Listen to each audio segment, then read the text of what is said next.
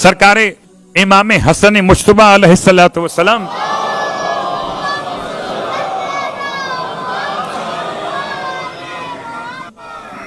دو علاج بتا کے گئے ہیں اور ایک دعا، باقی باتیں انشاءاللہ کل۔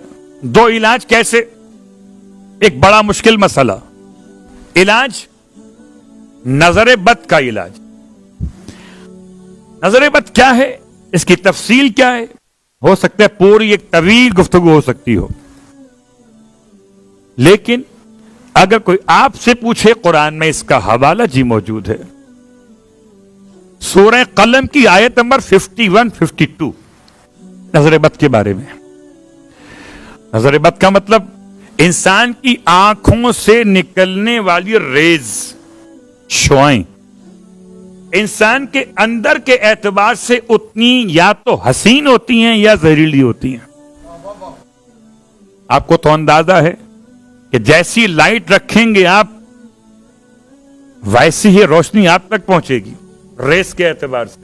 تو اندر اگر شفقت و محبت ہوگی تو آنکھوں کے نگاہ کے انداز میں رافت اور رحمت ہوگی، اور اندر اگر حسد و جلن تو آنکھوں میں وہی اثر ہوگا۔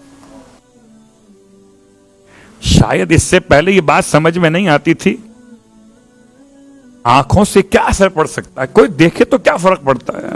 یاد رکھیے گا ایسے ہی اثر پڑتا ہے جیسے آنکھ اتنی صلاحیت رکھتی ہے کہ ایک مرتبہ اگر اٹھے تو آسمان تک پہنچ جاتی ہے۔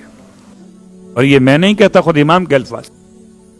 زمین سے آسمان کا سفر کا ایک نگاہ بشر مد البصر ایک کافی ہے۔ جو آنکھ وہاں تک پہنچ سکتی ہے وہ آپ تک بھی پہنچ سکتی ہے۔ اللہ اکبر۔ اسی لیے امام فرماتے ہیں کہ جب کبھی نگاہ بد کو محسوس کرو تو تمہیں چاہیے سورہ قلم کی آیت نمبر 51 آیت نمبر 52 کی تلاوت کیا کرو۔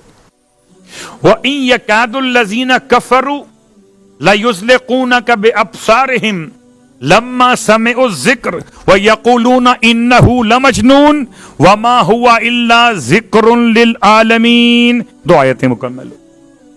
ترجمہ کیا ہے؟ وہ چاہتے ہیں کہ تجھے اپنی آنکھوں سے زخمی کر دیں۔ عجیب ترجمہ ہے۔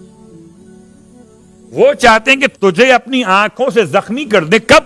لما سمعوا ذکر، جب تجھ سے سنتے ہیں ذکر خدا۔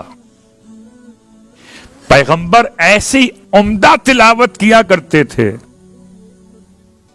کہ کفار مکہ پیغمبر کو کھا جانے والی آنکھوں سے دیکھتے تھے۔ ایسے گھور کے کیا دیکھ رہے ہو، ارے کیا کچا کھا جاؤ گے؟ یہ محاورہ ہے کہ نہیں؟ صلوات پڑھے محمد والے، ہے نا محاورہ؟ اللہ اکبر۔ وما ہوا الا ذکر للعالمین۔ اور یہ جو آپ کی زبان پہ ذکر ہے یہ تو اللہ کی طرف سے۔ سورہ قلم کی دو آیت۔